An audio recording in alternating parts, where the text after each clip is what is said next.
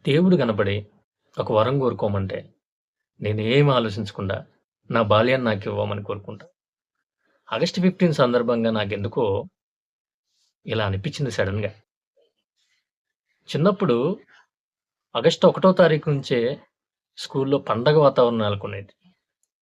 అక్కడ జరిగే cultural activities గాని, ఆ రోజు వైట్ యూనిఫార్మ్ యేసుకొని, చేతిలో జెండా పట్టుకొని, జాతీయ గీతం పాడి, మహానుభావుల గురించి తెలుసుకొని, చివర్లో వాళ్ళిచ్చే స్వీట్స్ కోసం ఎదురు చూస్తూ, ప్రతి ఒక్కళ్ళు ఈ రకమైన అనుభూతిని పొందే ఉంటారు. మన బాల్యం అనేది మధుర జ్ఞాపకం. అది మళ్ళీ తిరిగి రాదు. ఇలాంటి జ్ఞాపకాలను నెమరు వేసుకుంటే మనసుకెంతో హాయిగా అనిపిస్తది.